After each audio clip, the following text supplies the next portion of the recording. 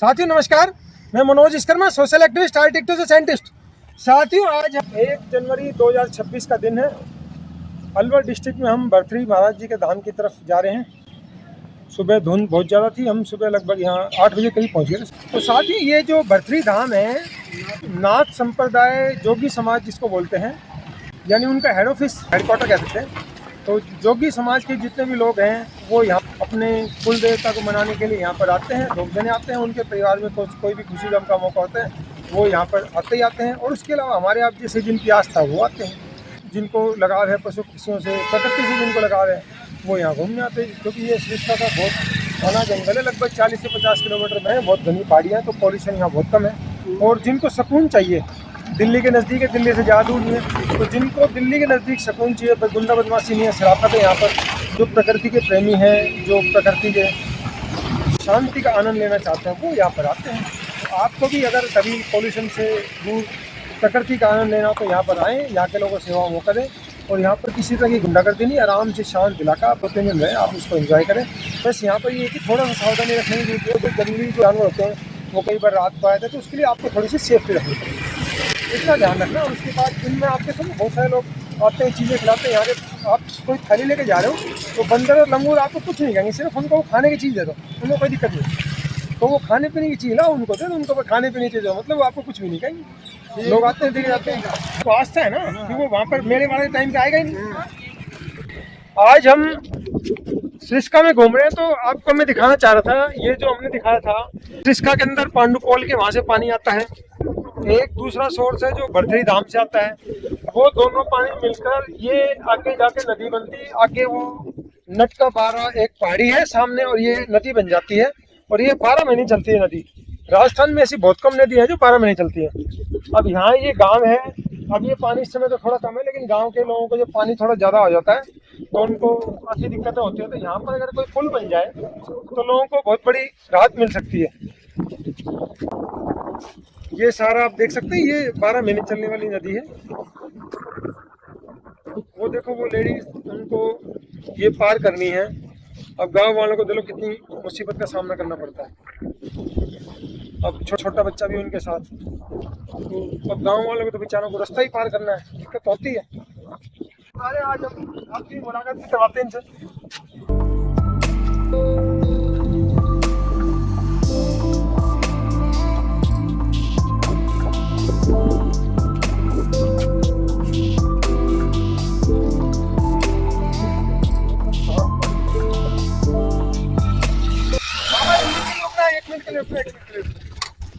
आप इसी गांव के रहने वाले हैं? हाँ हाँ। कौन सा गांव है ये? अपना शुभ नाम क्या है? ये अंकल के साथ जो छोटे छोटे बच्चे कहाँ जा रहे हैं आप? दूध देने? ना, इसको नानीराम ले जा रहे। अच्छा अच्छा, घूमने जा रहे हैं मामा। हाँ हाँ। तो ये पानी का अगर पुल बन जाए तो कितना सुविधा हो जाए आपको? बड़ी सुविधा हो जाए। बहुत दिक्कत होती है आप लोगों को? दिक्कत तो नहीं हो जाए, दिक्कत तो पानी नीचे है, तो नदी आपकी का पानी ज़्यादा बहुत बहुत धन्यवाद। तो छोटी छोटी चीज़ें सरकारें ध्यान नहीं देती, लोगों को जो जरूरी चीज़ें वो करते नहीं है। और तो पानी का में इसलिए थोड़ा कम दिख रहा है। तो ये देखो कितना सुंदर सीन है। पहाड़ है, ये थोड़ा धुंधला दिख रहा है क्योंकि इस समय थोड़ा सा दिन ढलने की ओर है। और सामने देखो कितना पूरा पहाड़ है। आपको उत्तराखंड में, यूपी में तराई वाली जो जगह है वहाँ पे ऐसी जगह मिल जाएंगी। और एक और अच्छी चीज़ जो मैं बताना चाहता हूँ, पैरालिसिस के पेशेंट्स के लिए हम लोग पूरे दिन में अपना जो मैक्सिमम टाइम बीतता है शूज में, चप्पल में रहेंगे, जूते में रहेंगे, हम जमीन के टच में नहीं रहते। अगर आप इन पत्थरों को अपने घर ले जाएं, जो गोल वाले पत्थर हो जाते हैं, पानी से कट कट के गोल हो जाते हैं, ये पत्थर अपने घर में ले जाएं और एक लोहे की ग्रिल बनवाकर उस ग्रिल के अंदर इन पत्थरों को रख लें, उसमें कुछ मिट्टी लगा दें।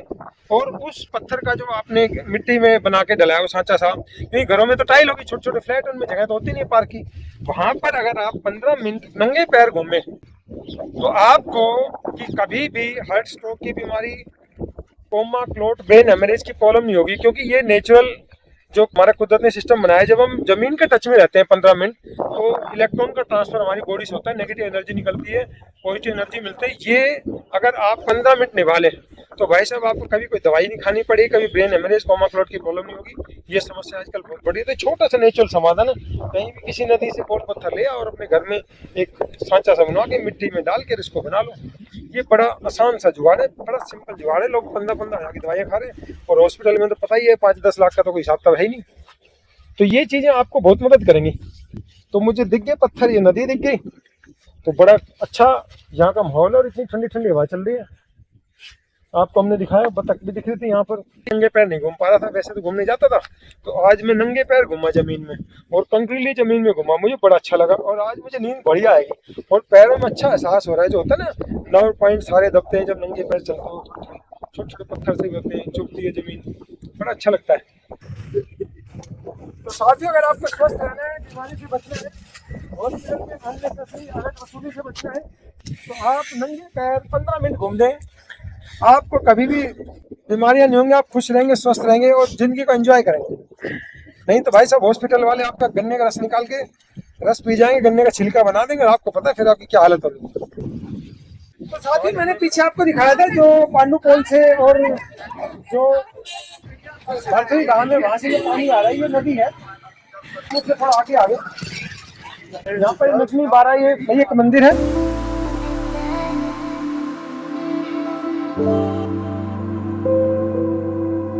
बारावीर इस नदी का नाम है। ये देख सकते हैं, ये वाटर लेवल दिखाया हुआ सामने, कितना सुंदर पहाड़ है, कितना गहरा है। थोड़ी सी धुंध की वजह से सारा ये कितना घना जंगल है और ये आगे देखो, ये लंबी आगे तक जा रही है। यहाँ पर एक तरह से टूरिस्ट स्पॉट है, लोग घूमने आते हैं। सामने देखो पहाड़ कितने सुंदर नेचुरल पहाड़, राजस्थान की खूबसूरती, अलवर की खूबसूरती, पहाड़ और बीच में नदी, इधर तरफ से घना जंगल, बीच में मंदिर, धार्मिक स्थल और ये नदी। ये नटनी का बाड़ा है जी, और नटनी का बाड़ा। या कच्चे सूत पे चली थी वो। आप यहाँ के रहने वाले? नहीं, हम मिले नहीं थे, आप आपसे भाषा बताओ। यहाँ के बारे में जानकारी देंगे कि यहाँ के बारे में? हाँ, ये तो जानकारी दे रहा हूँ मैं। जानकारी ये दे रहा हूँ कि ये नटनी का बाड़ा है। इधर से और उधर से कच्चे सूत के ऊपर जो नटनी की माता है वो चली हो, इसलिए इसका नाम नटनी बाड़ा।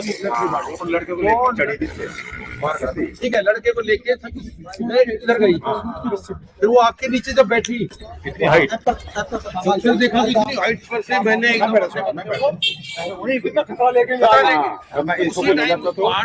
वो डर का एहसास नहीं हुआ था, पार कर दिया, डर का एहसास होते ही।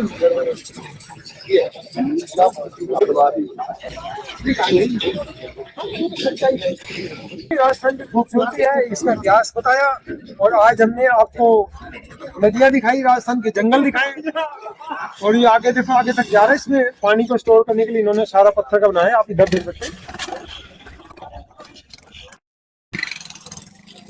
कुछ पानी उधर गया, पानी को स्टोर कर रहा है, कुछ पानी इधर है, तो पानी को स्टोर करने के लिए इन्होंने डैम सा बना रखा है, आप सामने। हाँ, इसी में कुछ समय पहले हमें बताया कि कुछ मगरमच्छ डाले गए ताकि यहाँ के इकोसिस्टम को बैलेंस किया जा सके। और देखो ये डैम मतलब पूरी प्लानिंग से पत्थर का बना रखा है। सामने आप देखें, सामने जो डैम है ये देखो आगे तक जा रहा है। तो देखो कितने जीव जंतुओं का, कितने इंसानों का, कितने परिवारों का जीवन इस इकोसिस्टम पे टिका हुआ और इसी अरावली को हम बर्बाद करने के लिए। मकान तो किसी और तरीके से बन सकता है, लेकिन इंसान जिंदा तो रहे, प्रकृति का एंजॉय करने के लिए हम जिंदा तो रहे। जब हॉस्पिटल में जाना फिर ये सब करने की जरूरत क्या? तो इसकी इम्पोर्टेंस हो रही है। सोचो 700 किलोमीटर के आसपास है ये जो सारा अरावली की पहाड़ियों का जो फॉरेस्ट रेंज है। कहीं पे घने जंगल है, कहीं पे कम है, लेकिन ये सिरिस्का के आसपास ये 50-60 किलोमीटर के आसपास घना जंगल है, इसलिए इसको टाइगर रिजर्व घोषित किया गया, इसलिए इसकी इम्पोर्टेंस ज्यादा है।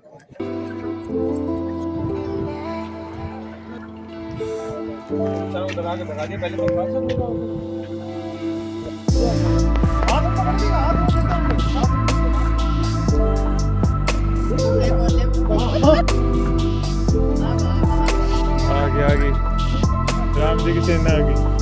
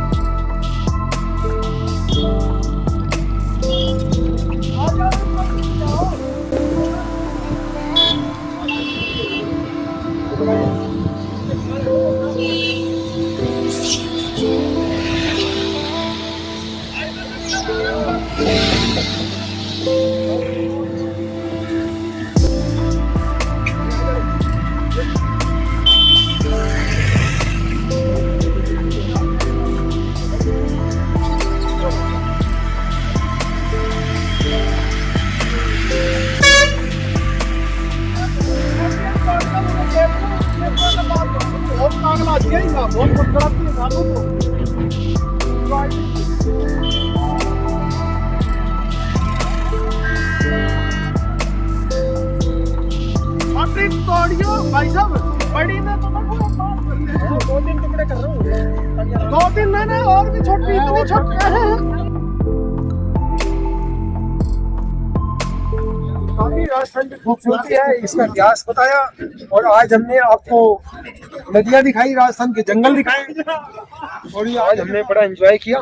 सरिस्का में घूमे, अलवर में घूमे, कुदरत के नजदीक घूमे, पशु पक्षियों के साथ एंजॉय किया, बहुत अच्छा लगा।